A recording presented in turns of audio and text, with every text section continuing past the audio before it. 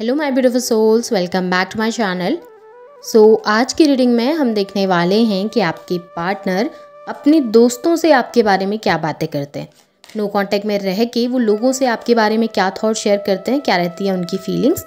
Reading journal है, आप लोगों के साथ जितना रेजोनेट करती है आप उतना रखिए, जितना रेजोनेट नहीं करता है उससे जाने दीजिए।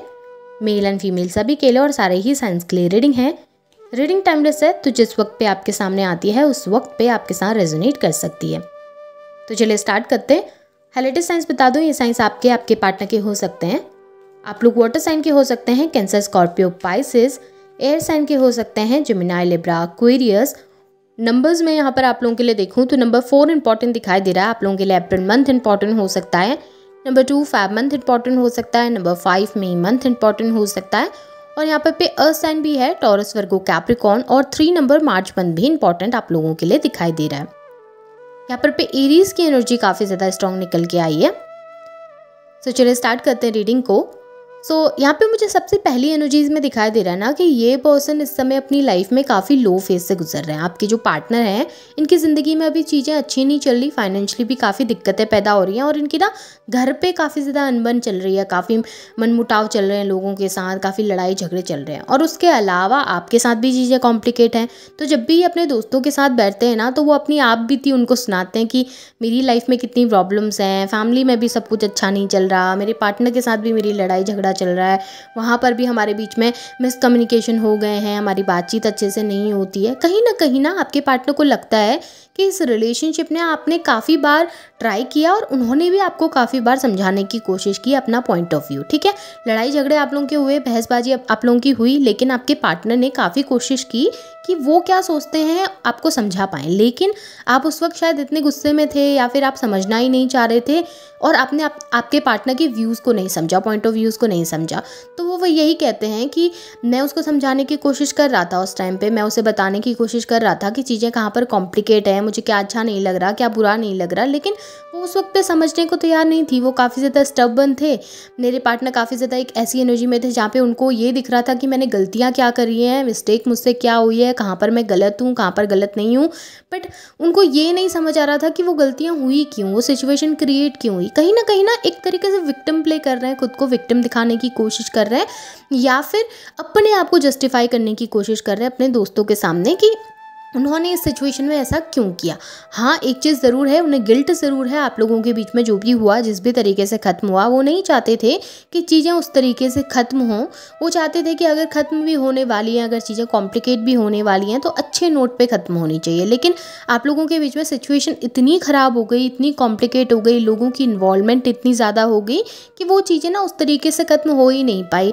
बहुत ज़्यादा मिसअंडरस्टैंडिंग आप लोगों के बीच में आ गए और इस बात का अफसोस उनको बहुत ज़्यादा है। आपकी जो पर्सन है ना वो अपने दोस्तों को ये भी कहते हैं कि वो अभी ना अपनी लाइफ में स्टक है, जिस भी सिचुएशन में है, जहाँ पर भी हैं, काफ़ी ज़्यादा स्टक हैं।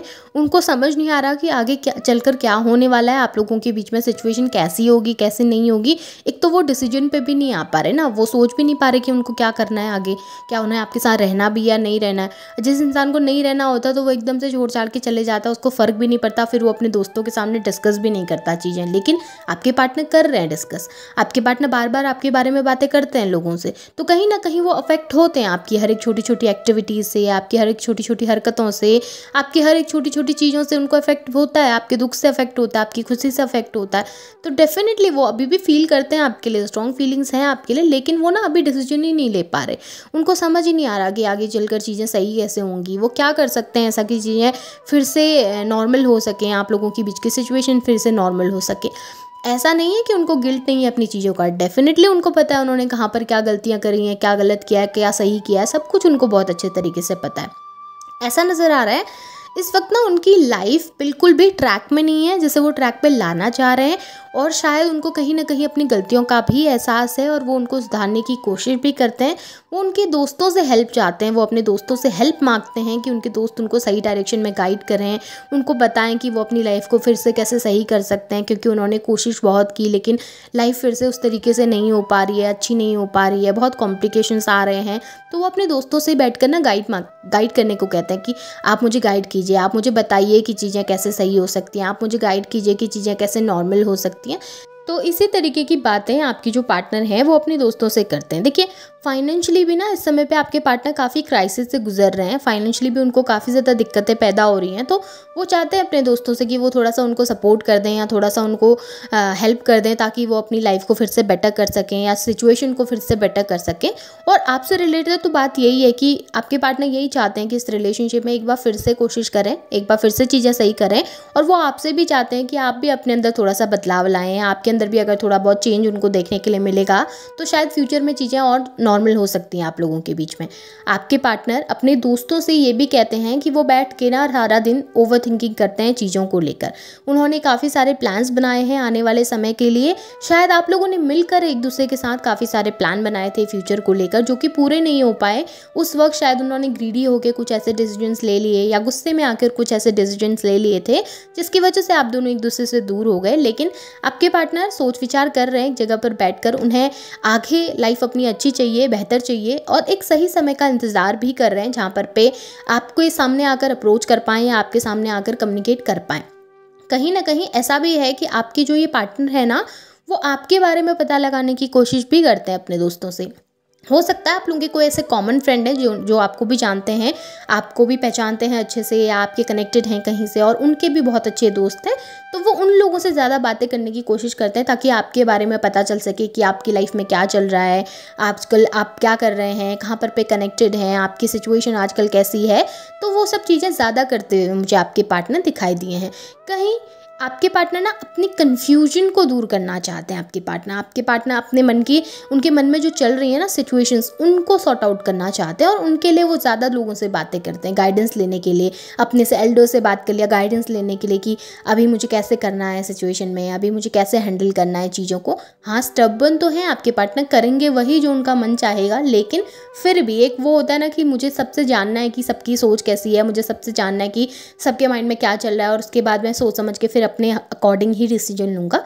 तो उस तरीके के इंसान थोड़ा सा ना आपके पार्टनर स्टबर्न भी है। एक ऐसी एनर्जी ना जहाँ पर आपके पार्टनर को लगता है कि हर चीज़ें उनके हिसाब से होनी चाहिए, अगर उनके हिसाब से नहीं हो रही हैं या उनके अकॉर्डिंग चीज़ें नहीं चल रही हैं तो वो थोड़ा सा गुस्से में आ जाते हैं या फिर थोड़ा स्टबर्न हो जाते हैं कि नहीं अब मुझे नहीं चाहिए सब कुछ, अब मुझे ये रिलेशन नहीं चाहिए। तो वो स्टबर्ननेस आजकल धीरे धीरे आपके पार्टनर की मेल्ट होती हुई दिख रही है। थोड़ा स्टबर्ननेस के चक्कर में भी आपके पार्टनर जल्दी से आकर आपको अप्रोच नहीं कर पा रहे, लेकिन हाँ एक चीज़ ज़रूर है, दोस्तों के सामने बैठकर आपके बारे में डिस्कशन ज़रूर चलता है, बातें ज़रूर चलती हैं, भले खुद को सही दिखाने की कोशिश करें, लेकिन हाँ एक ये है कि आपका ख्याल उनके माइंड में ज़रूर है। अगर भूल जाते अपनी लाइफ में आगे बढ़ जाते तो अपने दोस्तों से कभी कम्युनिकेट नहीं करते आपको लेकर, बट वो अगर कर रहे हैं तो ये एक पॉजिटिव साइंस है आप लोगों के लिए कि अभी भी कोई ना कोई होप बाकी है आप लोगों के बीच में आपके पार्टनर की तरफ से कि हाँ वो आगे चलकर चीज़ों को सॉर्ट आउट करेंगे या आगे चलकर चीज़ों को सही करने के बारे में सोच सकते हैं।